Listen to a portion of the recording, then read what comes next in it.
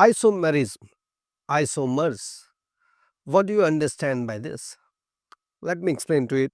So, if we have two compounds, we have compound A and compound B,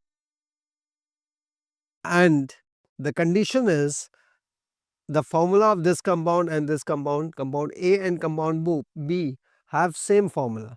The formula of compound A and compound B is same. If both these compounds A and B have same formula, then compounds A and B are called as isomers. A and B are called as isomers. So, two different compounds having same molecular formula are called as isomers.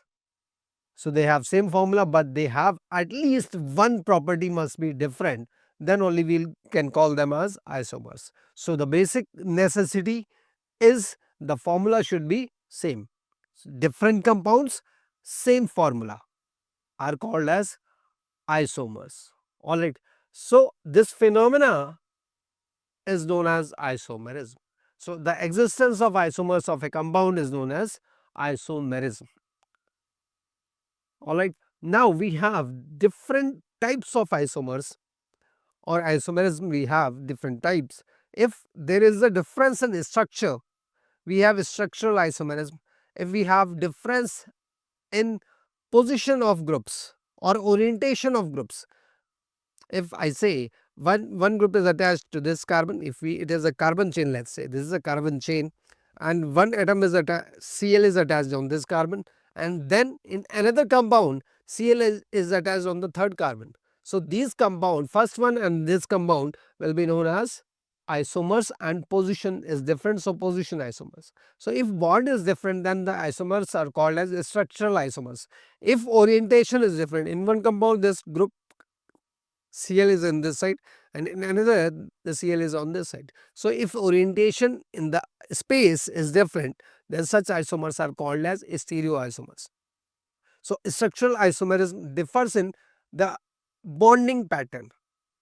So, how many types of structural isomerism is there? We have position isomerism, chain isomerism, functional isomerism, ring chain isomerism, tautomerism, so and metamerism. So, these are different types of structural isomerism. So, if position of a group is different, the isomers are called position isomerism. If the main chain or parent chain is different, the isomers are called as chain isomers. If you have different groups attached to a bifunctional functional group, for example ethers, if alkyl groups attached are different having same formula are called metamers. Similarly, if we have same formula for two compounds and the functional group is different, they will be called as functional isomers.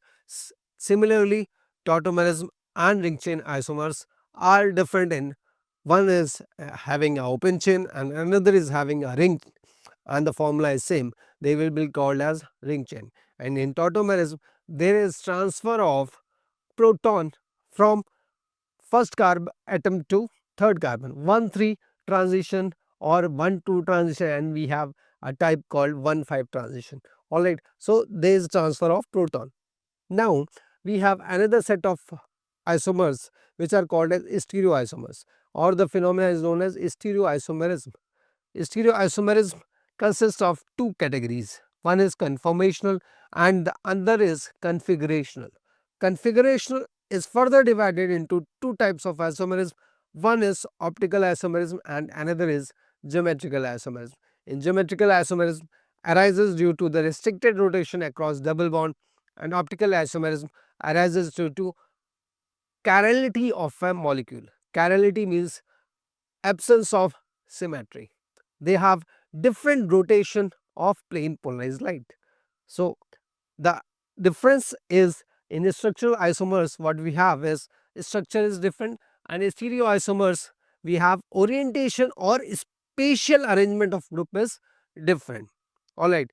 Now, as the definition I have already explained, so that is written over here, and is structural isomerism I have already explained that structure or bonding pattern is different in structural isomers. So, that is it. Thank you.